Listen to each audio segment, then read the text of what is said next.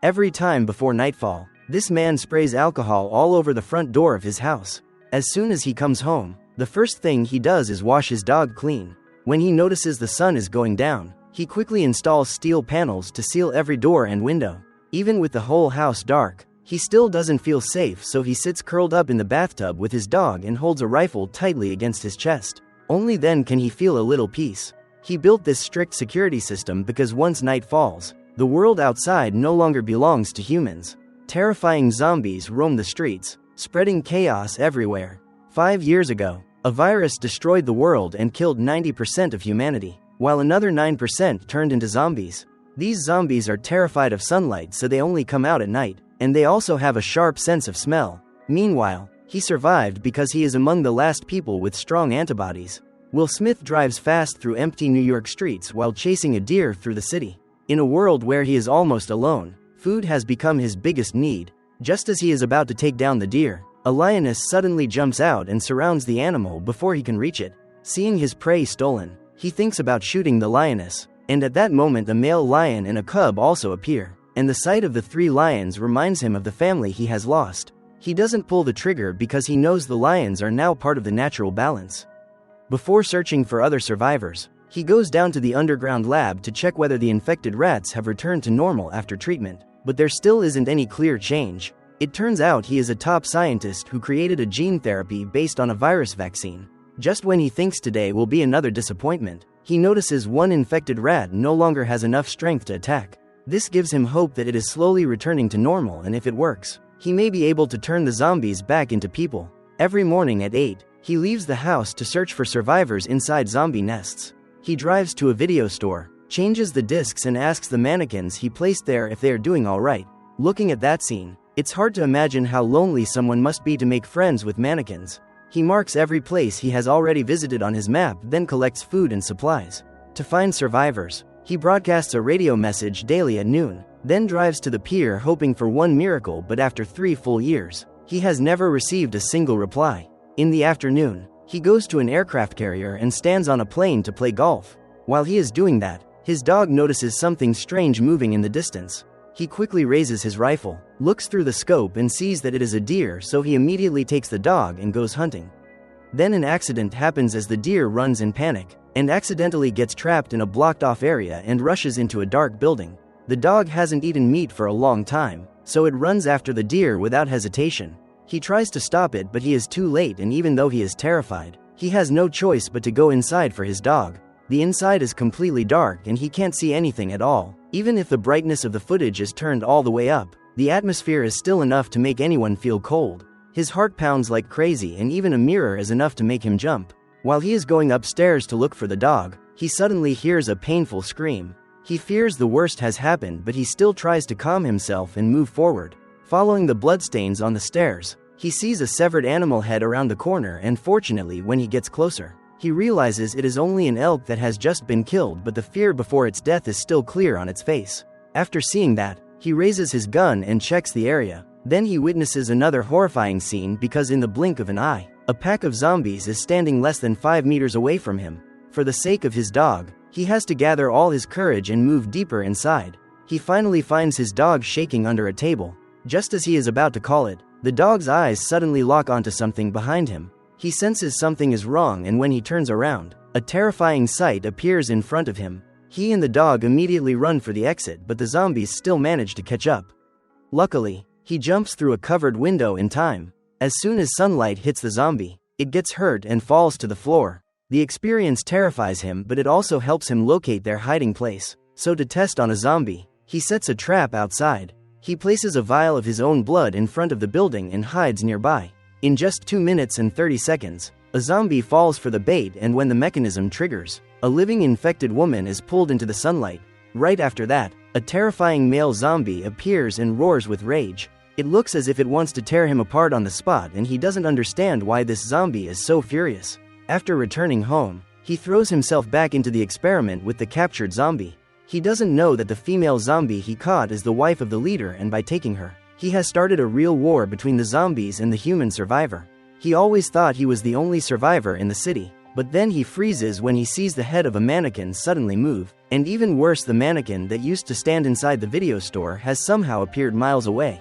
No one understands how that could happen, and at that moment he points his gun at the mannequin, because he thinks a living person may have placed it there to contact him, but there is no one around, though in truth it is a trap set by the leader to take revenge for the woman he captured.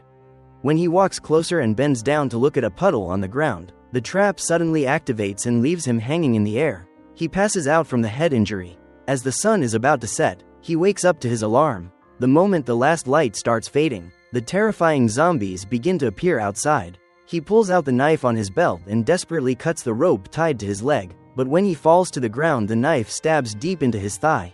Everything becomes worse as the last rays of sunset disappear. In the next second, he senses danger and horrible noises echo from the dark building in front of him. Then the leader appears and releases 3 vicious hounds. Thanks to the small amount of sunlight remaining, they can't reach him yet, but only a few minutes later, once the sun fully sets, the infected dogs attack like crazy. At this point, his leg is badly injured and between life and death. His only hope is the dog that has stayed with him through the end of the world. The dog is his only friend and the reason he is still alive, so he is terrified it may die. There is a handgun inside the car, so he begins crawling toward it. But when the last light disappears, the hounds attack even more violently and he is running out of time. Forcing himself through the pain, he crawls forward on his hands and knees, but after only a few steps, he falls again, and at that moment the infected dogs charge at him. He fires the gun and stops their first attack, but another zombie dog immediately leaps straight toward him. In the blink of an eye, its sharp teeth almost rip into his face, but his dog jumps in and saves him, and the worst thing happens right after that, because during the fight, the dog gets bitten. His heart sinks because only he has antibodies while the dog does not. After getting home, he immediately injects the dog with antiviral medicine. He holds it in his arms, hoping a miracle will happen. He forces himself to smile and tells himself his companion will be alright, but then the dog's fur begins to fall out. When he lifts its eyelids, he sees signs of infection around the eyes, and deadly symptoms also begin to appear in its mouth. His heart breaks, but reality forces him to make the most painful decision.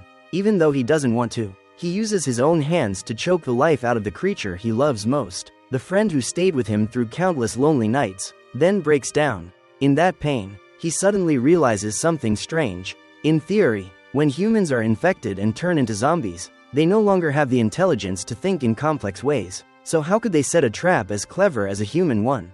But when he looks at the seat beside him and no longer sees the dog, he can't bear it anymore. That night, he drives straight to the harbor and attacks the zombies in a rage. While he is inside the car, they still can't hurt him, but they keep coming. They surround the vehicle and smash the windows, while some even climb onto light poles and push them down onto the car. He gets trapped inside and sees the crowd moving closer.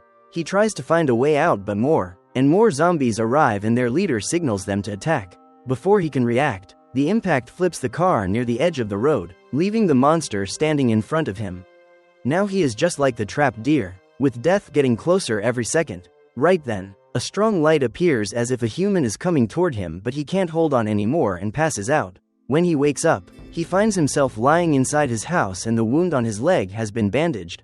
Beside him are a woman and a child. He hasn't seen another human in 3 years, so he has almost forgotten how to talk to people. The woman introduces herself as Anna and says she heard his radio broadcast. She brought the child to New York and waited all day, but he never came. She was about to leave because she heard there was a safe place for humans. Hearing this, anger shows clearly on his face. He tells Anna there is no safe place because the country has been destroyed. Anna tries to argue, but he shouts back. He has always believed he is the only person left on Earth, and that belief has created unbearable pressure. In his despair, he has held tightly to science and logic, pouring his focus into finding a cure for the virus. His whole life and all his hope now depend on one goal, which is finding the cure.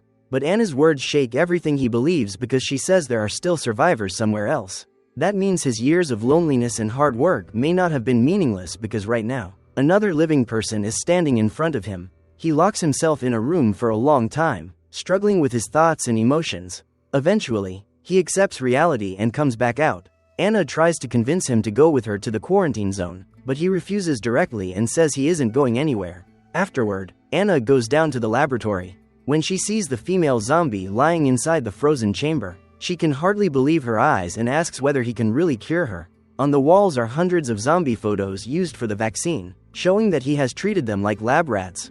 As the sunlight slowly disappears, he immediately locks every door and window.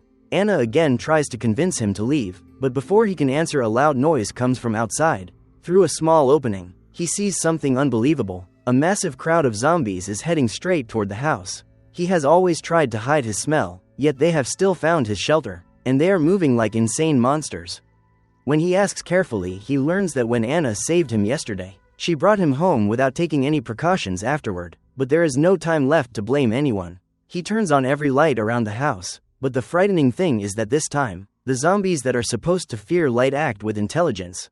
They destroy the streetlights, then charge toward the house. He panics and activates the second defense system, blowing up all the bombs around the property. When he looks again, zombie bodies are scattered everywhere after the explosions, but when he calls for Anna, there is no answer. He runs upstairs to look for her just as a zombie attacks. It grabs him and throws him hard onto a table, leaving him completely helpless. When the zombie thinks he is dead, it doesn't know he is only pretending. Seizing the chance, he grabs a screwdriver and stabs it, but the attack doesn't do much damage, and the zombie lifts him before slamming him down. When the leader roars in anger, he quickly grabs a nearby rifle, but the zombie immediately dodges like it understands the danger of human weapons. It hides behind the wall, so he fires at a gas tank and the explosion throws the zombie outside, but still doesn't kill it. It climbs up the stairs and disappears.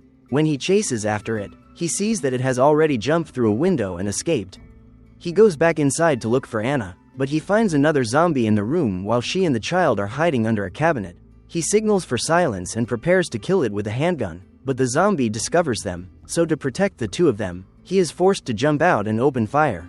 Right then, a loud noise comes from outside. When he opens the door, he sees the leader roaring, and it turns out the zombie from earlier went to call more of its kind. And even worse, this attack is no longer blind destruction, but something organized and strategic. Looking at the zombie leader outside the window, he realizes they are not just creatures ruled by instinct, they have intelligence.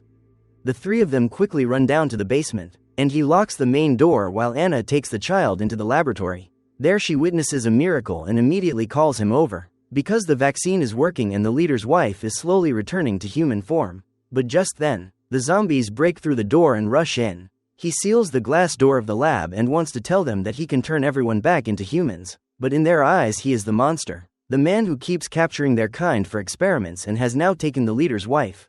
The entire zombie army burns with rage, and the leader keeps smashing the glass until it starts cracking. In that moment, he looks around without thinking, and his eyes stop on the butterfly tattoo on the woman's neck. Seeing the butterfly, he seems to understand everything. He immediately takes a tube and draws serum from her body, because her blood has now become a kind of vaccine that can create antibodies.